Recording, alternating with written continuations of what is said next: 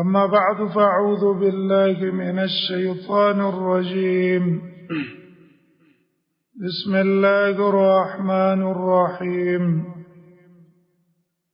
لو أنزلنا هذا القرآن على جبل لرأيته خاشعا متصدعا من خشية الله وتلك الأمثال نضربها للناس لعلهم يتفكرون. محترم حاضرین چې ربطو کې اسباب د نجات د فتنو نه هغه شروع چې کوم اسباب شرعي موږ ته ښودلي دي چې د هغې په اختیارولو به موږ د هر قسم فتنو نه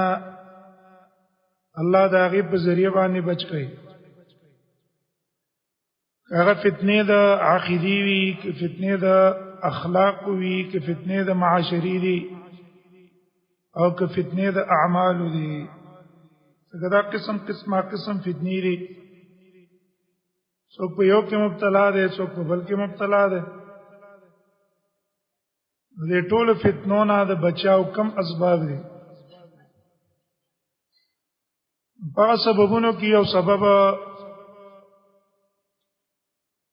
هغه الله تعالی موږ تاسو ته را لېږلی دی چې هغې ته قرآن وایي. د دې قرآن سره که انسانانو تعلق جوړ شو او د دې قرآن په معنی ځان پوه کو، تشریح پرېږده صرف په لفظي روغه معنا، چې کوم تحت اللفظي معنا ده په هغې ځان پوه کو، نو د دې لفظي معنا کې الله دونه اثر اچولی دی چې دا به د هر قسم فتنو نه د انسان په الله بچ کړي، او هر قسم آفات او مصیبتونه چې د انسان ته متوجه و د دې په وجه باندې به الله بچ کړي. وجه دا ده چې قرآن الله تعالی نازل کړی دی د دې غرض دپاره. الله تعالی سورۃ ابراهیم کې نبی صلی الله علیه وسلم ته فرمایي دا قرآن الله تعالی نازل کړی ہے لتخرج الناس من الظلمات الى النور. دې غرض د پاره چې خلک د تیرونو رڼا ته وباسي. هغه تیری د عقیدې سره تعلق لري، هغه د نظریې سره تعلق لري، هغه د اخلاق سره تعلق لري، هغه د اعمال سره تعلق لري، او هغه د معاشري سره تعلق لري. د ټولو ظلماتو نه د وتلو لپاره الله قرآن نازل کړی محمد رسول الله صلی الله علیه وسلم ته.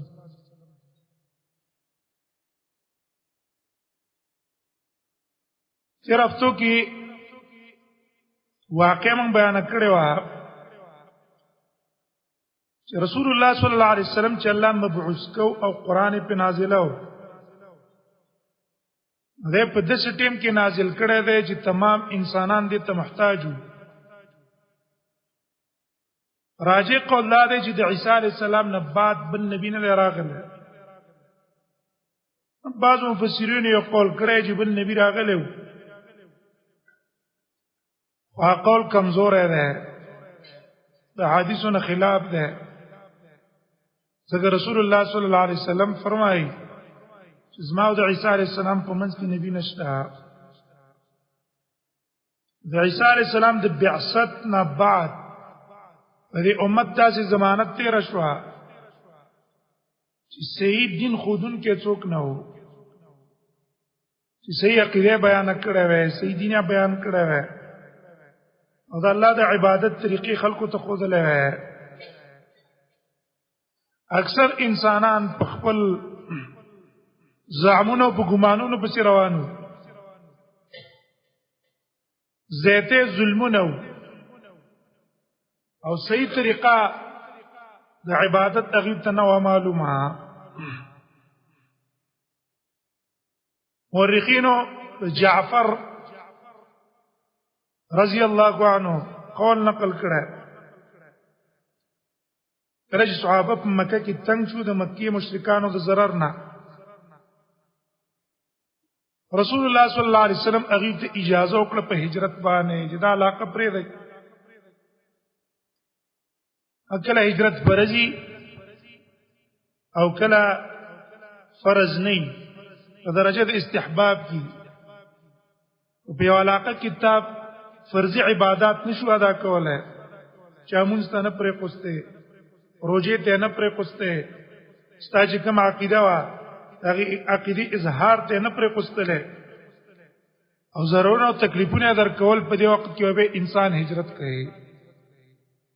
دا چې علاقه ته به هجرت وکړي چې الته د الله عبادت په آزاد باندې وکړي. نبی صلی الله علیه وسلم صحابو ته اجازه ورکړه چې صحابو دا یو نشو کوله، قسمه قسم ضرورت او تکلیفونه او مشرکانو لور کول. نو ډیر صحابه په هغه وخت کې حبش ته لاړ، ځکه حبش دار الامان، حکومت ته عیسیانو، لیکن نجاشی بادشاہ په ایمان لا نور راوړی، خو عدل او انصاف باندې وو، عادل انسان، ظلم او زیاته د چا څخه نه کاوه. نو اکثر صحابه حبشو ته هجرت وکړو، مکه مشرکانو پر کوستل نه چې ولې دي صحابه الته د امن ځان له پیدا کړو. دې ځینې سمشران د قریشو سره د هدیونو نجاشي ته ورولېګل، او کوم صحابه چې هجرت کړو دا غي په خلاف شیطانت او توکو. دا بی دینه خلک دي، عقیده خراب ده، دین خراب ده. عیسی علی السلام او د مریم علی السلام په باره کې رد بد وای، استاسو دین مخالف دي.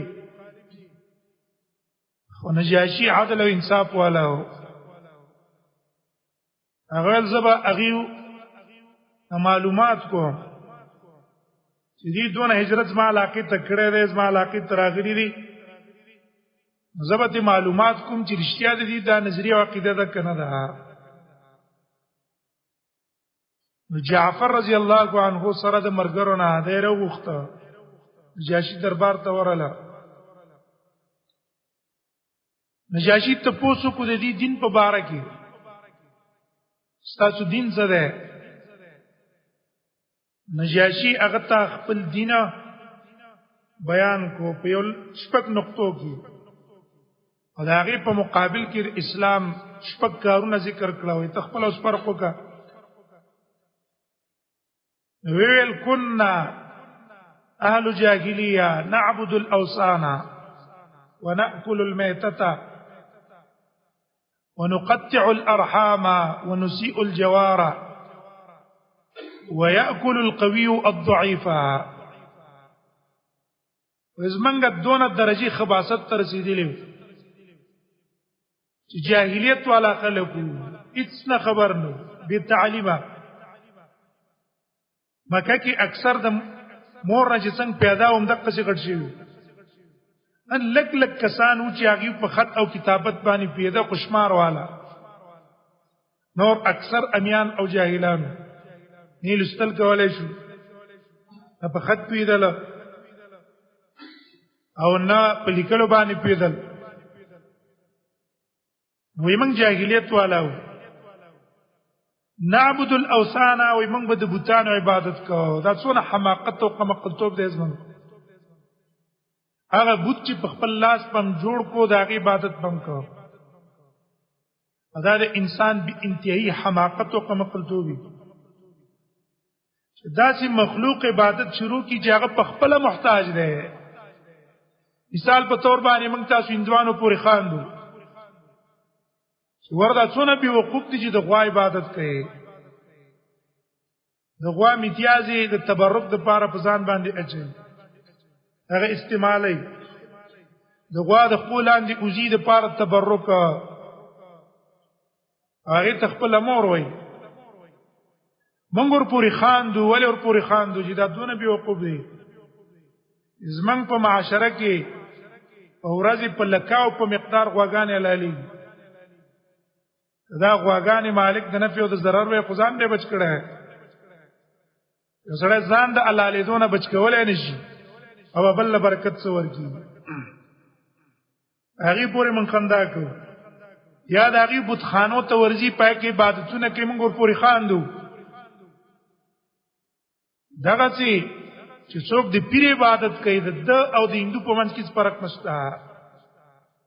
وطن پیر ته سر کته کوي داغه په خپو کې پریوزي هغه مالک دنه په د zarar غني دا عقیده ساتي چې ردا پیر بزما په اولاد کې برکات اچي زما په مال کې به برکات اچي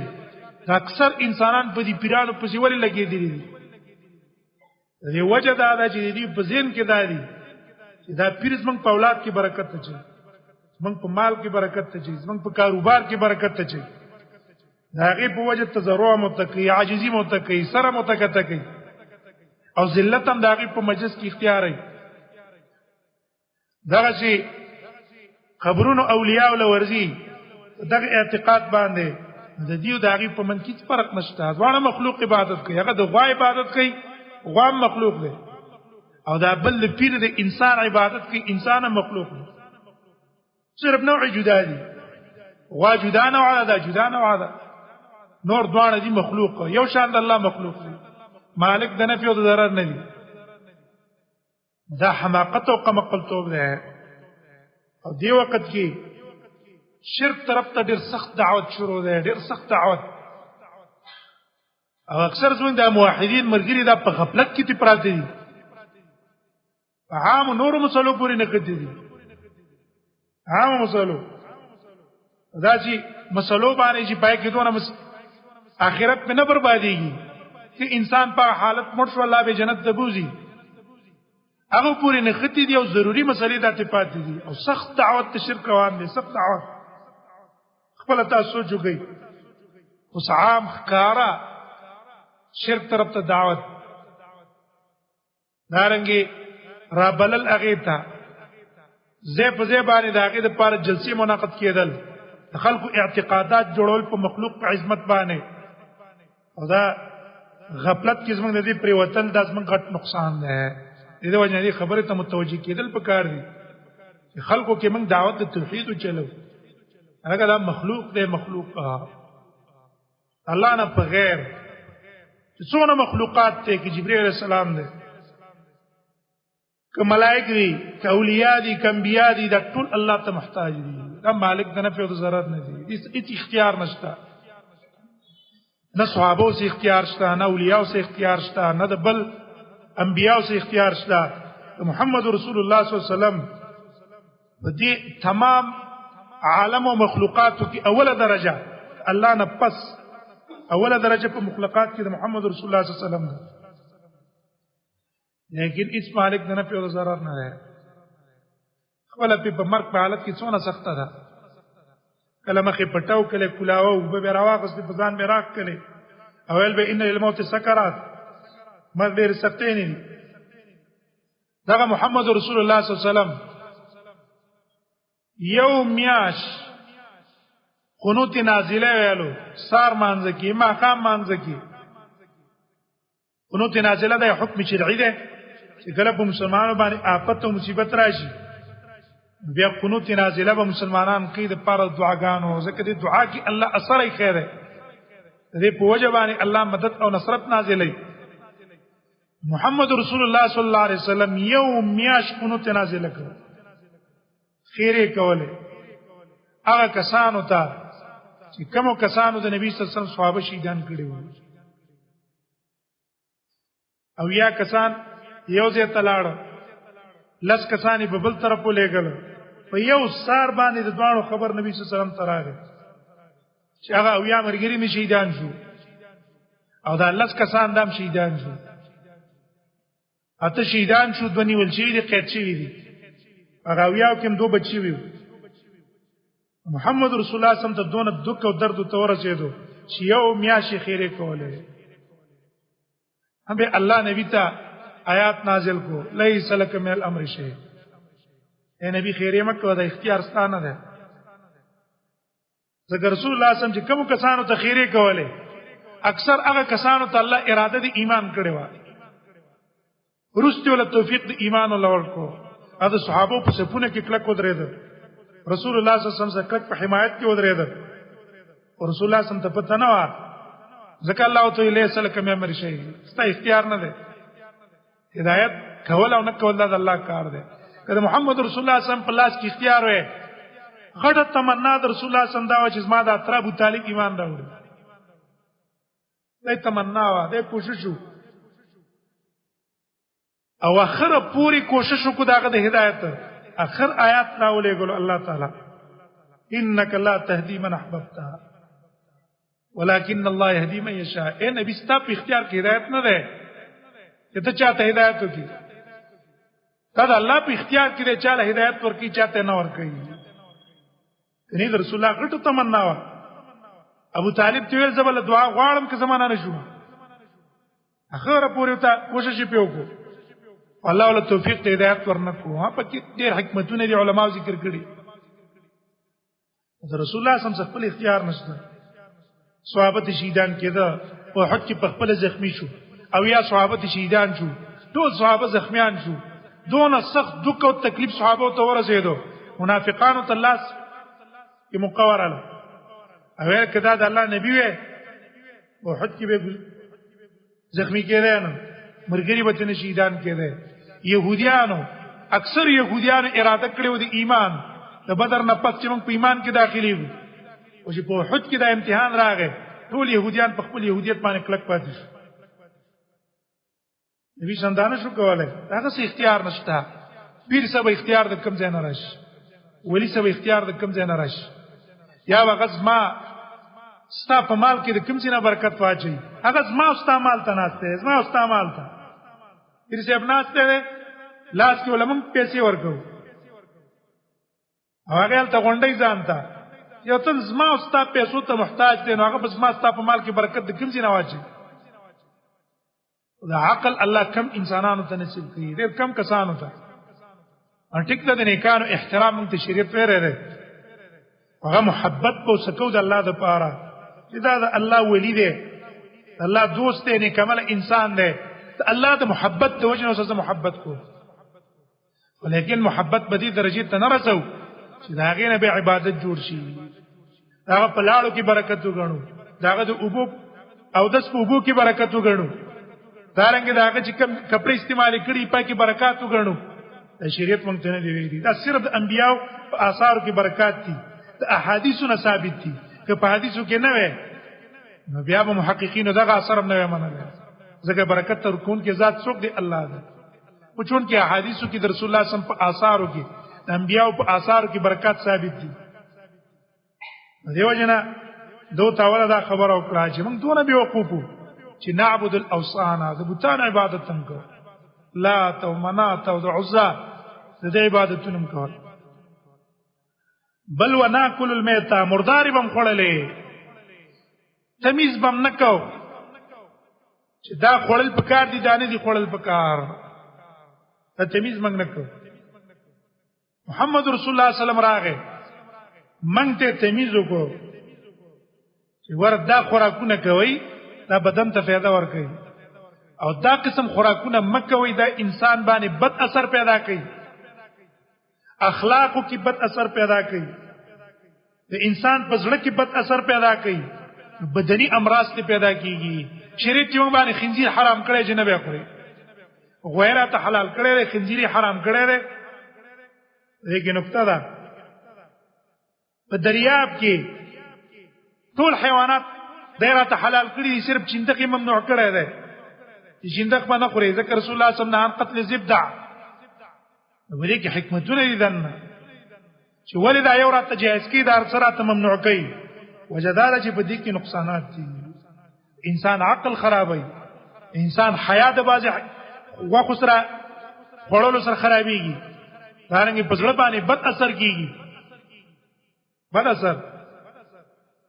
دا تجربه ده کوم شي چې سړي واسطه ډيري اقصي اثر خو په کې راشي یو سړی د اروغ وخی خوري اروغ وخی بس رکړې خورو کباب خورو وخی خورا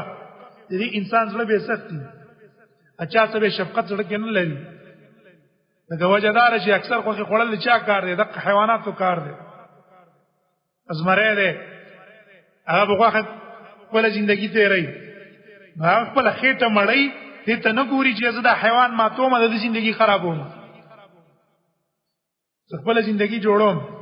لیکن دا چيلې چې ماتوم دا غوا ماتوم نو دې ژوندۍ مې برباده کړه برباده مې نه کړه نه دا غي فکر سره نه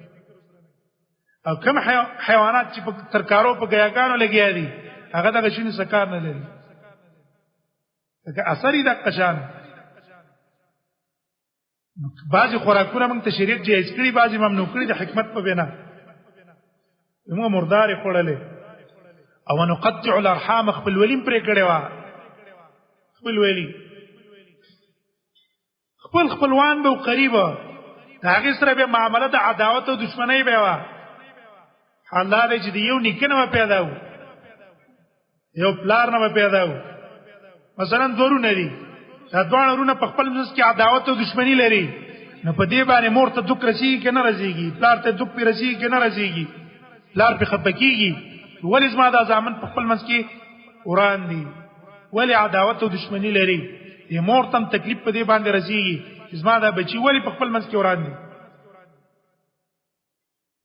دا شیطانی وسوسې وي موږ بدا کول نقطع الارحام ونسيء الجواب غوندې ته په من کې بدو غوندې ته په من کې نو چې ګینه دا زما غوندې ده زده د حق ادا کوم دا سه احسان وکم او بل ومن کې داو ياكل القوي من الضعيف من کې به څوک زورورو نو کمزوري سے به ظلم او زیاته کو بیزتی به مولا کولا مال به امته غستلو دارنګ نو حقوق به هم داغي غصب کوله دا شینه بګینو وی الله مونږ ته محمد رسول الله صلی الله علیه وسلم راولې غلو داغه نسب مونږ ته معلوم او داغه صفات مونږ ته معلوم او ځکه مونږ په منځ کې غټ شو منځ کې دیوژن قرآن کې الله تعالی اکثر مشرکان ته وایي ما بصاحبكم من جنة لفظ صاحب قرآن کې ول استعمالي دغه یو نقطه ده یو تن ستاسو نه دی غټ شوی دا خوینه او عادتونه هغه ته پوره نه دی معلوم یو تن تاسو غټ شو یو ځکه سره هاشي د څوک گاونډي توبه د څوک یو مجلس کې تاسو رکیناستو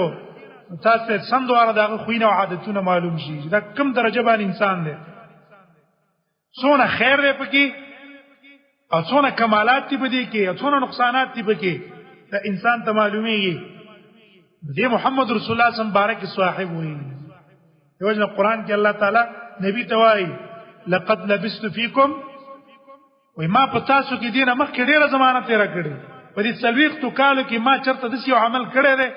چې هغه ستاسو د مزاج خلافي یا د عیبي یا د نقصانی یا د هغه د پوجا باندې زما په ذاتیات کې څه اثر ورزيدلې اصليخ تکاله کې زما ستاسو ګورئ تاسو امین ګڼل محمد رسول الله ته امین ویلو صادق په تو ویلو او ټول به احترام لرلو واقعیت دغه مشهور دي نو محمد رسول الله صلی الله علیه وسلم ته الله راولې ګوز موږ د نسبنا نو موږ ته د الله د عبادت حکم کوو د الله عبادت وکړو دا نور پرې دی خوراکونه کې راته تمیز وکړو چې مردار مخوري او د خپل ولی حکم موږ ته وکړو او د گاونډیان حقوق موږ ته بیان کړو چې ستا خوا کې گاونډیو رسول الله صلی الله علیه وسلم فرمایي لا يؤمن وی هغه سره مؤمن کېدی نشي من لا يؤمن جاره بوایقو چې د گاونډي د ضرر نه محفوظ نه وي وژنه گاونډي ته به قسم ضرر نه ورکه دونه لحاظ به ساتي چې عاشر زره نه ته وي ترکاری په خیر خوروا په کې ډیر راکړه گاونډیانو ته ورولېږي هغه سره گاونډي ته پالل پکار دي لا تحقرن نجاره لجاره ولو فرسن شاتن گاونډي د گاونډي د پاره شیس پک نه غني کنور څنی پانچ دي تورولېږي عام علما دا موي ستاپا کې گاونډي ده کته کوړه پروټ راختا کړی کولاولي پاپا کې مرا وړه چې دا ماشومان په نظرونه لګي خامہ کلاغی سرتا میلانه دوک رزیږي که وستی کیو لوري کا که کمو پټیو پر چا گاونډیان ته پتهونه لګي هغه په ځل کې خفغان رانی شي گاونډي دونه حق لري دې مونږ ته ویلو موږ پاغه باندې ایمان راوړو بیا ورسته جعفر ته سورۃ مریم آیاتونه ولستل یو چې کله هجرت کړو سورۃ مریم راغلو نو د دې لستل وې دونه اثر وشو د قران کې الله دنه اثر خیر اثر چې نجاشیم او جړل او دا غسر چې کوم وزیرانو ټول او جړل قران کې دی و اذا سمعوا ما انزل الى الرسول ترى اعينهم تفيض من الدمع کله چې دی واوري هغه قران چې پیغمبر ته نازل شوی دی نو ترى تبه ان دې سترګې تفيض من الدمع دته مبالغه وای اذا سترګې وې د اوخ کو نه بهيږي حالای چې اوخ کې د سترګې نه بهيږي ډېر مبالغه د وجنه قران کې الټواله شوی دی تفيض اعينهم من الدمع سترګې به د اوخ کو نه راکته را غورځي دونه جړه اثر پاغي باندې کیږي محمد رسول الله صلی الله علیه وسلم الله په دې ټیم کې را لګل او دا قران په نازل کو چې خلق ته محتاج او محتاج عقیده په جندلو د پاره د اخلاق په جندلو د پاره واقع مخکې مونږ بیان کړی و څو جمعې مخکې چې عمرو ابن نفیل اندارنګ عثمان ابن طلحه عبید الله ابن جحش او ورقه ابن نوفل